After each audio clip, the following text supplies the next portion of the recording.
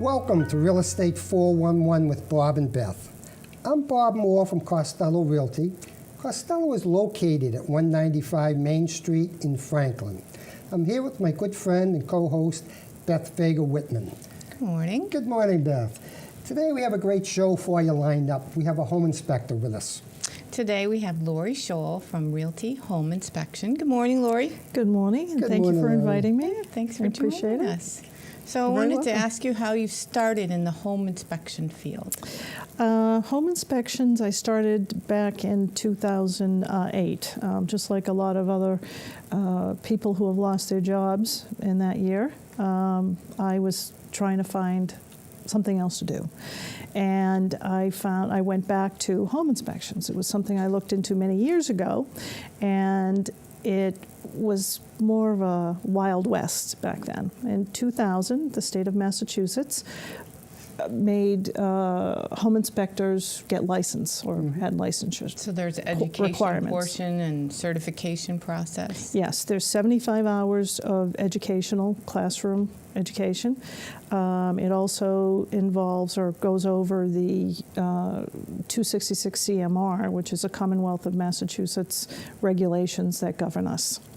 That's very helpful, and I tell all my clients to review that and make sure that your home inspector is licensed, fully licensed. And they can look that up at the government site, I think at the state site, right? Yes, that's correct. That's correct. Very good. Yeah. And so once you do is there a test? So once you do the education, is there a test or then their apprenticeship, or how does that flow? Yes, there's a national test that you take. You have to do 25 inspections as a home inspector trainee. You can do that during your classwork. It doesn't matter because you're just basically seeing how it is. You're observing. Observing, exactly. Then there is the associate, so you graduate up to your associate's license. You apply for that through the state. We're all required to have E&O insurance, errors and omission. Then you go to the fully licensure.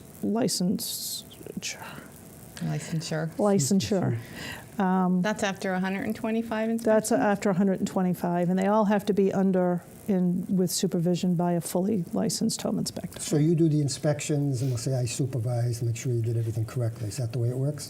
The way I run mine, I do a lot of training too. I have them come with me. If they're not fearful of a client, then I'll let them take the lead. But typically, for me, when clients hire me, they're hiring me. They're not hiring my associate to do the inspections. That leads me to my next question. Who do you work for? I work for the client, whoever And that would hires be- me. And that would be whoever is hiring you. That's correct. And that could be different people, right? Correct. That can be either a buyer, a seller, somebody who's in their home that wants to know the condition of their home. Maybe they're thinking in another 5 years or so they want to put it on the market, and they want to see what stage their home is Get a jump at. on the problems now and get them out of the way. Correct. And I see a lot of sellers doing like a pre-sale home inspection, so they can go in and fix the little things that are wrong with the house, or know if there's big things that they need to deal with so the house can sell quicker. A majority of them are looking at the bigger things. Sometimes the home inspection isn't quite the full 2.5 hours. Typically it's 2.5 hours to 3 hours to do an inspection. And all they want me to do is to look at the big stuff. The smaller stuff they're not really concerned about. And neither is the buyer in most cases. Well, we know you're not Wonder Woman, and you can't see through walls. So I mean, somebody did What, these electrical glasses work. can't do that? No, I don't know. I don't think so. And if somebody put an electrical box and buried it, there's no way you're going to find things. The only thing you can really inspect is what you can see. Is that correct? That's correct. My hope always when I go out on an inspection is that the real estate agent, the seller's agent, has gotten the house in a state where everything is easily observable. I've been in many homes where the electrical box is buried behind something. I can't find it. It's behind a wall. There, we had to clean out a couple of closets to get at it. Yes, exactly. And in that particular case, I even had to go back. I had to go back a second time because I couldn't see anything. Yeah, we couldn't find the my water meter. client, and my client really wanted to see the meter, wanted to know where it was, what the line was coming into the home. And whatever my clients want or need, then I'd do it. So when you do the report, it's 2.5 hours, 3 hours, you said, and they get a written report or just an oral or both, or? My hope is, one, that the client is with me. There are sometimes they're not with me.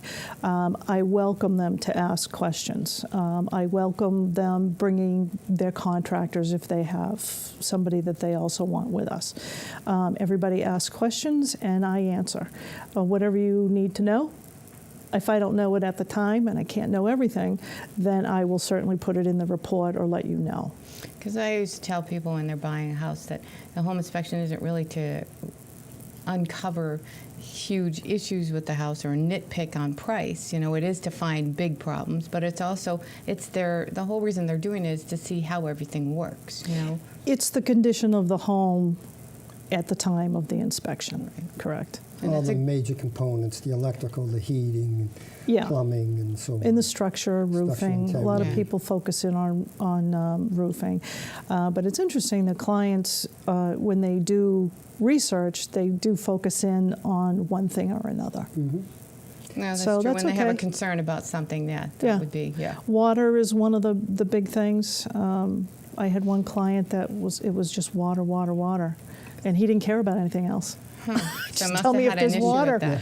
Water in the basement, you mean? I can't or tell just you the- if there's ever going to be water in a basement, but I can tell you the signs to look for.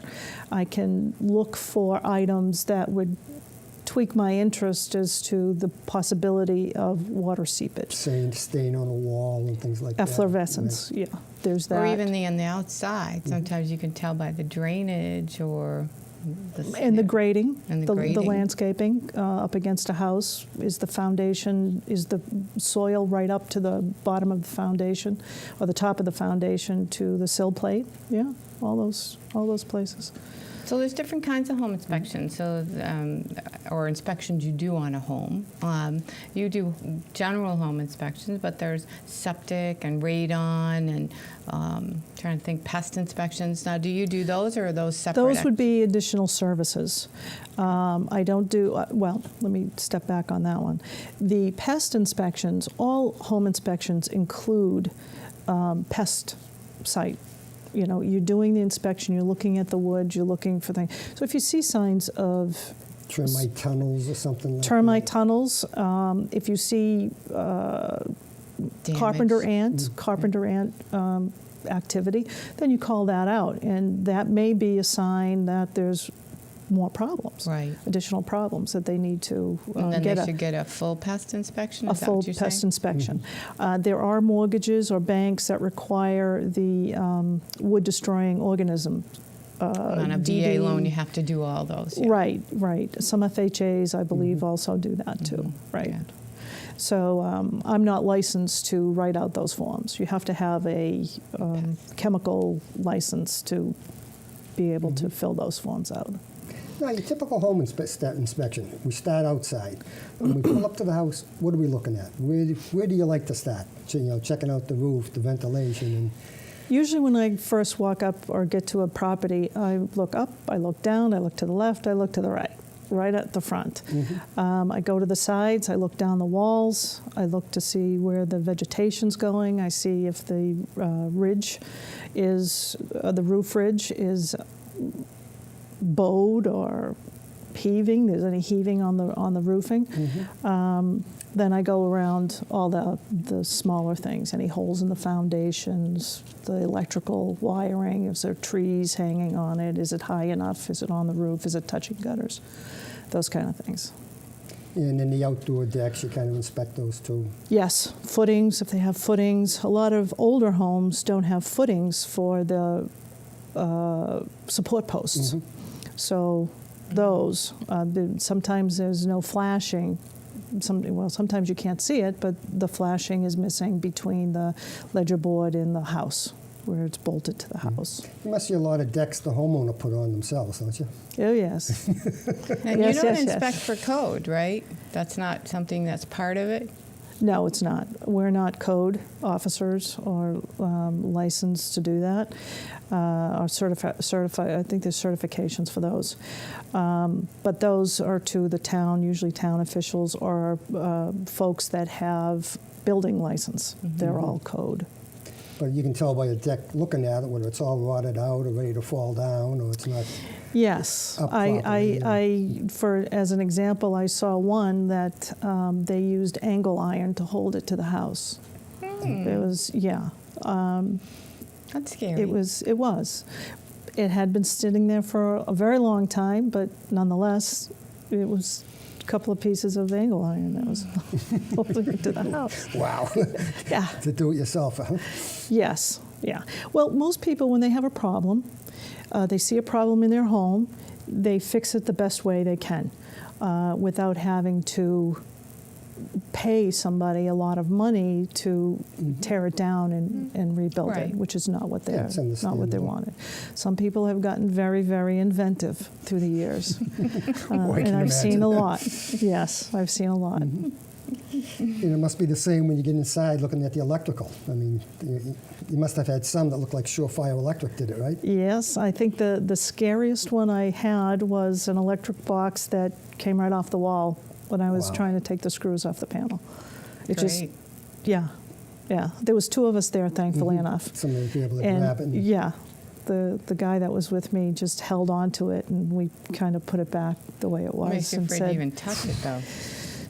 well, sometimes you don't know. I mean, you look as It's best a you can, mousetrap, yeah. and you don't know, and what happens So happens. when you go through a house and you're checking the electrical, do you like go into each room, turn off and off? I mean, you turn off and off Yes, the and breakers? we check a or- representative number of outlets.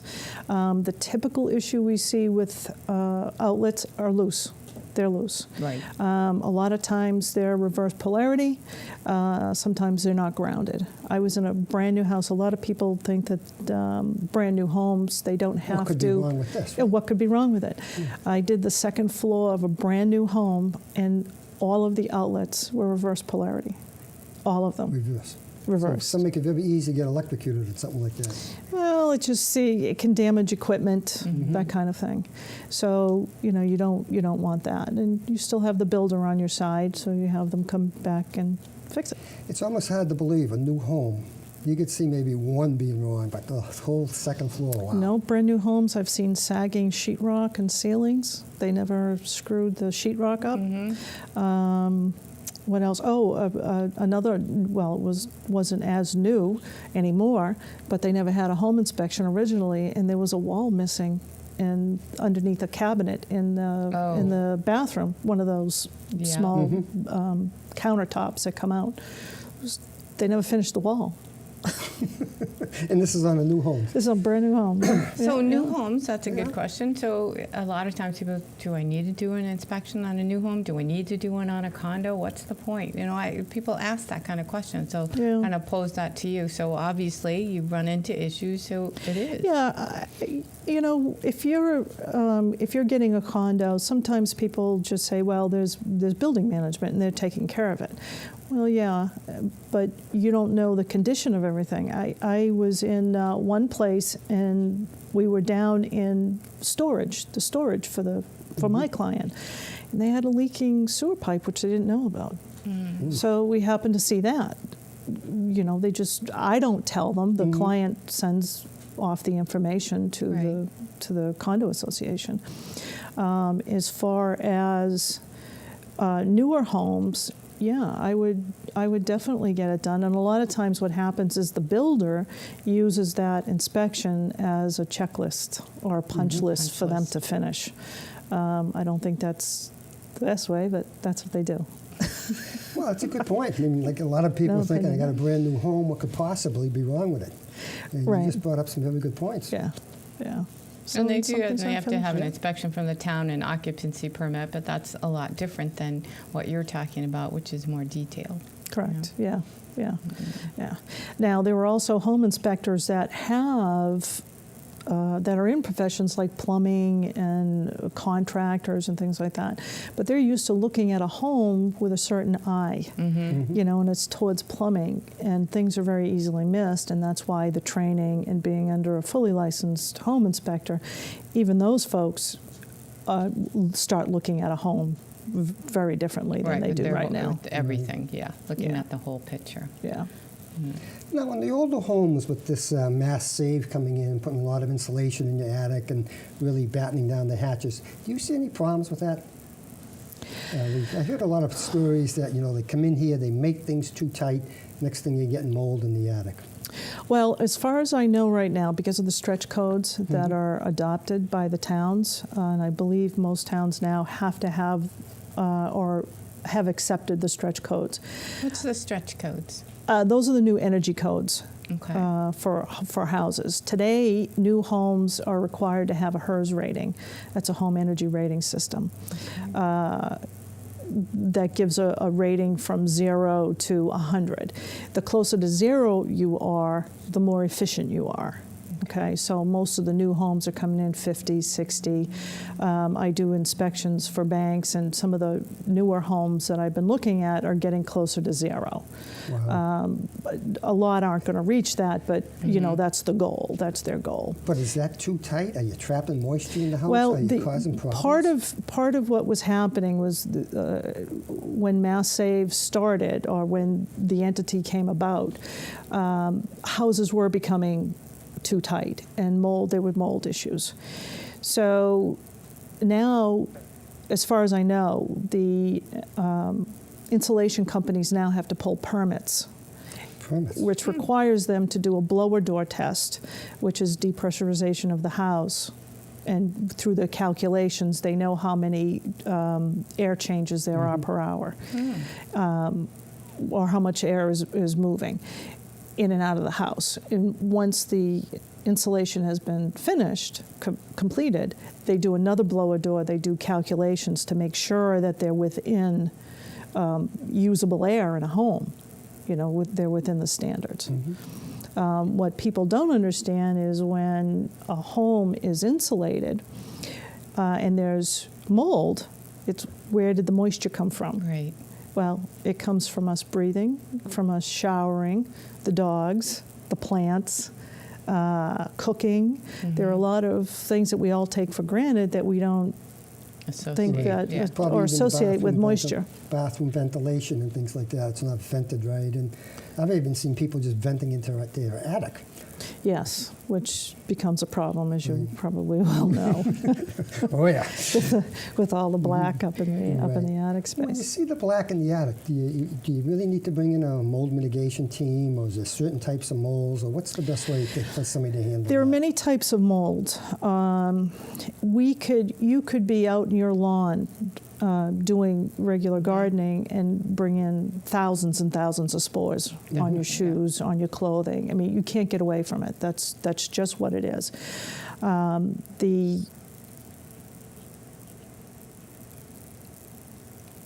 Is it the black mold, or?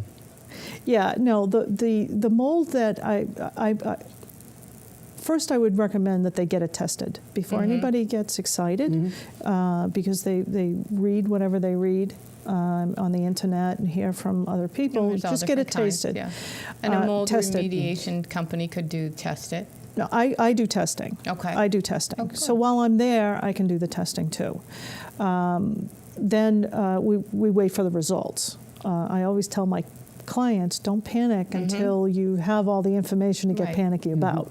You know, it's not helpful, especially for my client, when they get all nervous about something that we don't know truly what it is. And what do you typically find? I mean, what are the different kinds that you need to be concerned about? The mold that I typically find when testing is the simple Benign. stuff, the spores that come from outside. Right. It's either from vegetation or leaves, debris, yard debris, those kind of things. We see every spring or maybe even the fall fall time, we see those puff balls out in the yard that when they break, all those spores blow up into the, Yeah. and they're on our clothes, and we may be raking and the wind happens to be blowing towards the house, and that's where all the spores are going. Right. Our windows are open, the soffit vents and all that stuff. So it's quite easy for the spores to get up in there. The thing that you don't want to do is help it. And helping it, spores or mold like dark, moist Damp. areas. Dark, damp, warm Dark, places. exactly. And that's what it is up in attic spaces, and any space that there's no real airflow. And that's the problem with a lot Creepy of places. It's scary at night. as long as there's food, as long as there's organic food, something for them to live on, that's where they'll be. So if you had a little black on the sheeting in your on your roof, there's no reason to panic. Well, no. I mean, I Till the test is done. personally, I tell my clients, please don't panic.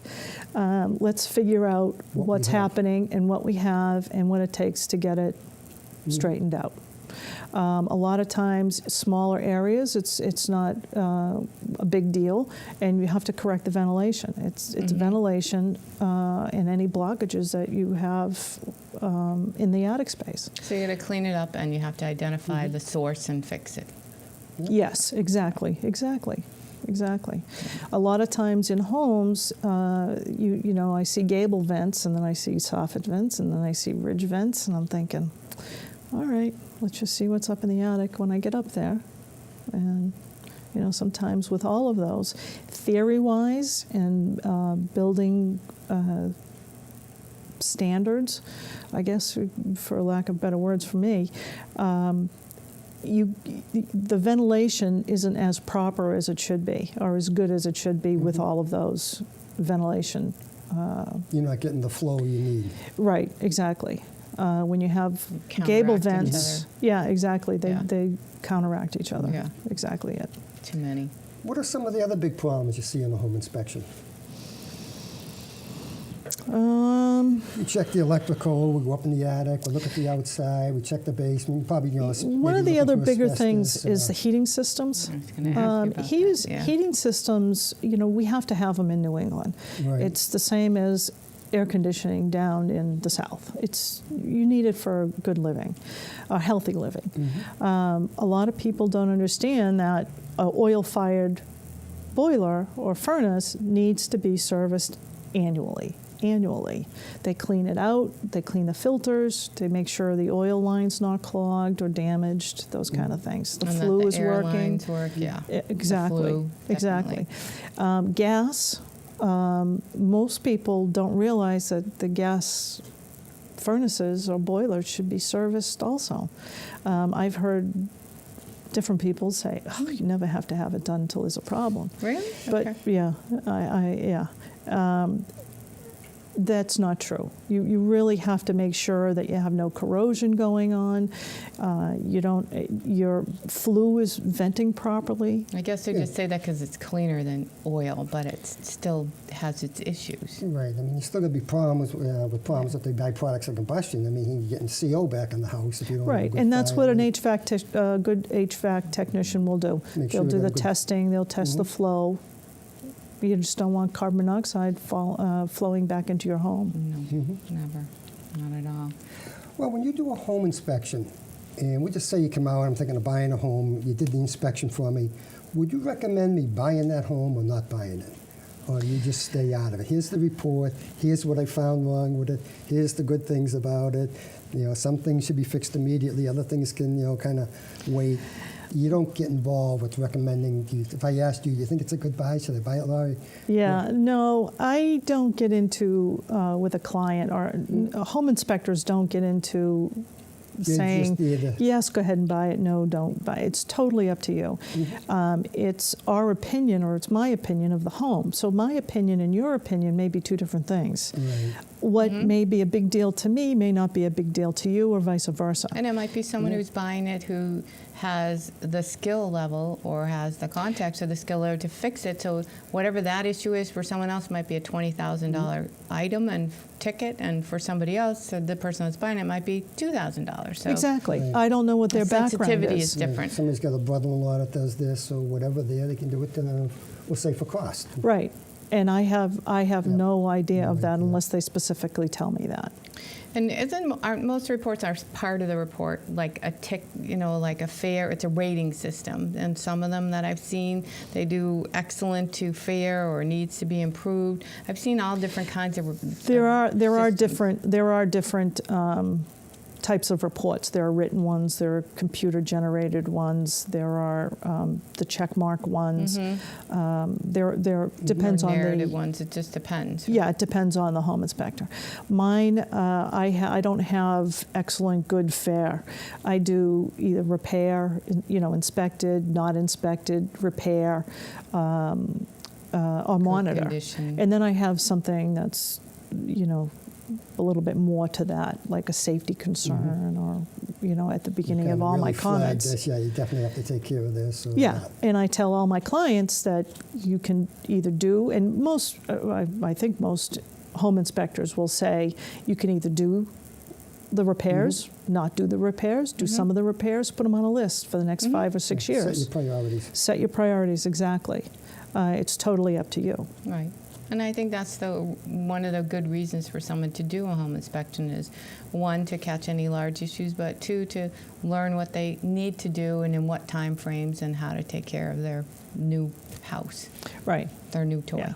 And we don't necessarily tell them how to unless our expertise is there. I may recommend something to a client that I have used myself and saw that it would fit this particular situation. Oh, very interesting. What's It the best is. I piece love of- this. Best Yeah. piece of advice you could give someone who's buying a new home after you're doing your inspection and you hand it over to them is there anything in particular you would say to them? I would say get a home inspection, regardless of the type of home it is, and weigh your Pros and cons. pros and cons, and really look at your finances to make sure that you're not getting yourself into something that you're not going to be able to handle. Good advice. Yeah, very good Very advice. That's all I can say. Well, Laurie, thank you very much for being on our show. We got a lot of great information today from you. Thank you for inviting me. I Oh, appreciate it. Thanks and for hope your I'm time and your helpful. advice. Yeah, Great. it's been great. And if any of you folks have any questions on a home and you'd like Laurie to answer them, please feel free to email me at the address below, and I'll forward that to Laurie, and she will get back to you. And again, thank you for watching Real Estate 411 with Bob and Beth. See you next time.